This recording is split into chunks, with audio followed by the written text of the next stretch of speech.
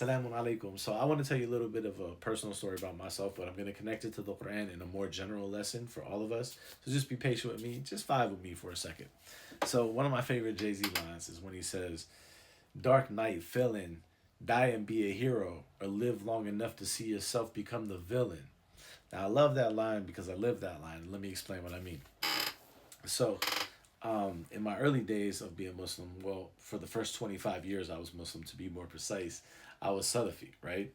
So in my early days, around, like the mid 90s, early to mid 90s, my teacher at that time was connected to quite a few of the students of Sheikh Al Albani, right? And a lot of them were in Jordan primarily, right? And he used to connect with them through like conferences and stuff like that from with the Quran and Sunnah Society.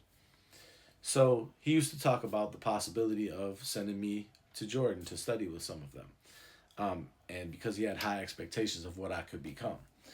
So that never materialized, but the point is that these were the expectations he had of me. And he used to say about me and another brother that he pushed us. The reason he pushed us a little bit harder is just because he thought we had the ability to become scholars. So this was kind of the expectation that he had. This was kind of the expectation that some of the people that I was around, quite a few of the people that I was around, had of what I would possibly become.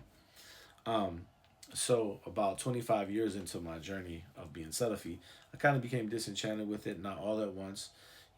Started with, some basic questions. But then around that time, I ended up linking up with another teacher whose background was also having studied Salafiyyah for a lot of years, becoming disenchanted as well, and wanting to turn to the Quran to find answers to some of those questions. So we ended up studying with that brother for like 6 years. We would meet with this brother once a week from 8 to 3.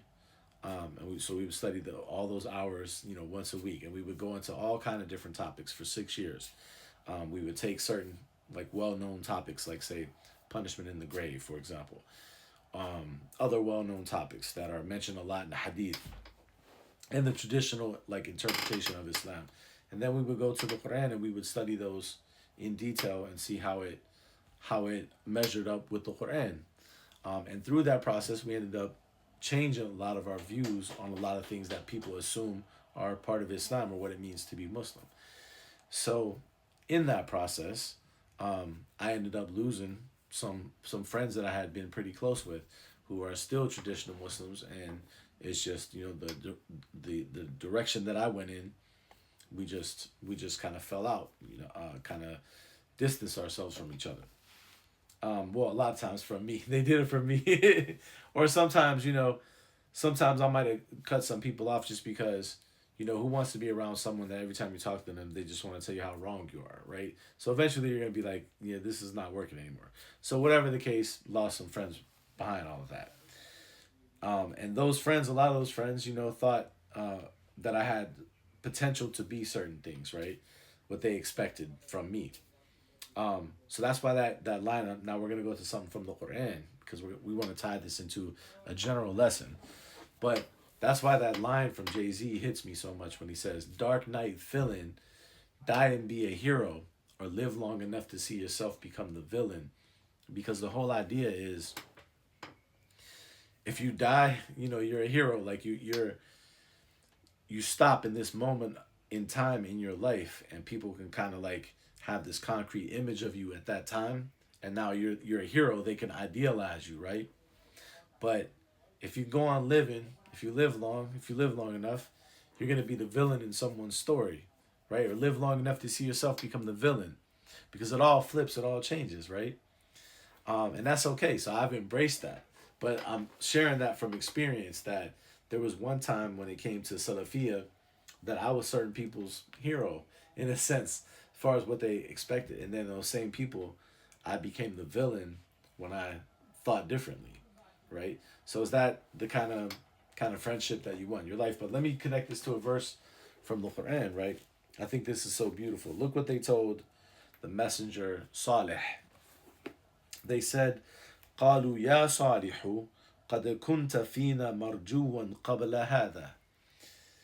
They said, "Oh Salih, you were uh you were marjuwan before this. Marjuwan. You were an object of hope. We had hope in you. We had hope in you. Look what they, subhanAllah, look what they told Saleh.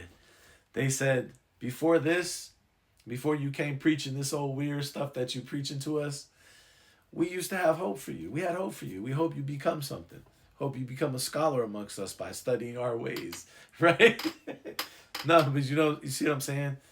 So I think that's a really good lesson that we have to try to break out of feeling like we need to live up to others' expectations for what they assume we should be and trust our own judgment for what we know that we want to be. And that's not easy, right? And I said we because I'm not even saying I'm completely free of it. I've been trying to break free of that, but it's difficult, right? Because all types of people put expectations on you. So that's kind of the point of why I want to share that personal story with you. Just to say that, I know this is difficult, but look in the Quran at how they even approached the messenger Salih with expectations. Oh Salih, we had hope in you. We had these expectations from you, subhanAllah. So, and remember that Allah says, وَإِن تُطِعْ أَكْثَرَ مَنْ فِي الْأَرْضِ يُضِلُّوكَ عَنْ سَبِيلِ اللَّهِ. And if you were to obey most of those upon the earth, they would lead you astray from the path of Allah. So follow your heart, man. Trust your mind. Don't believe anyone that tells you to not trust your mind. And don't live up to anyone else's expectations. Live up to your own expectations. Assalamu alaikum.